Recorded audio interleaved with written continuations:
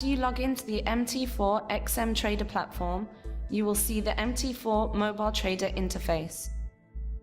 The MT4 Android interface consists of 5 main window tabs: Quotes, Chart, Trade, History, and News. Under the first tab, called Quotes, you can see the list of active currencies. The left side column represents the bid price, while the right side column represents the ask price. Let's start by clicking the Options button. Here you are presented with several options. At the bottom of this menu, you can see the About button.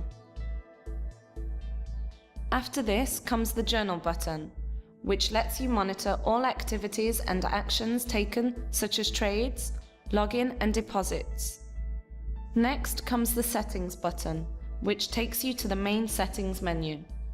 At the top of the menu, you find the Advanced Mode section, which shows you the current spread of an instrument, the time when the price was last updated, and the high and low values of the market prices for that specific day. Let's enable this option to see the difference. Click on the Quotes tab to go back to the main Quotes section, where you can see that this option has been applied. Another method to access this option is by pressing and holding down on an instrument. For example, Australian dollar versus Canadian dollar, which makes a new mini action window pop up. From here you can easily toggle between simple and advanced mode. The next button from the Options menu is Messages. By clicking here, you can access all your incoming messages. The Accounts button takes you to the Login Options window.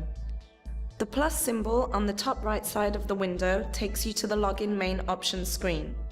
Clicking the Symbols button takes you to the Symbols Display Order window screen, which displays a list of the current chosen instruments. Here you can either add or remove specific instruments from your main symbols list. By pressing the plus symbol at the top side of the window, you will see the Symbol Selection window, which contains various symbol groups. By clicking any of these groups, you can view the contents of that specific group. Remember that if you click back, you will go one step back to the main selection section. In the Main Groups window, you also have the option to manually search for a specific instrument by clicking the magnifying glass icon. Let's search, for example, for Euro USD by typing it into the search field. You will see from the search results that the instrument has been found. If you wish to remove a symbol from your current symbol list, click the bin icon at the top side of the window.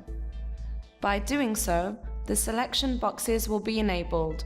This allows you to choose the instruments you wish to remove from your main symbols list. Once you tick the instruments for deletion, a number on the top left side appears next to the tick symbol, which signifies that one item is selected for deletion. After confirming your choice and pressing delete, you can see that the selected symbol has been removed from your main symbols list. Remember that if any symbol is currently active on the chart, it will not be possible to remove it from the list. To add a new symbol to your symbols list, click the plus icon at the top right side of the main symbols window. After you have found the symbol that you want to add, in our example this is Euro USD, click it once. After this, it will be automatically added to your main symbols list. Clicking back, you will be redirected to the Main Quotes tab. Here you can see that the instrument previously removed is no longer available, and that the instrument that you have just added appears on the main symbols list. By clicking and holding on an instrument, you can see at the top of this list the New Order button. This will be explained further on when we show you how to place an order. End of part 1. Thank you for watching.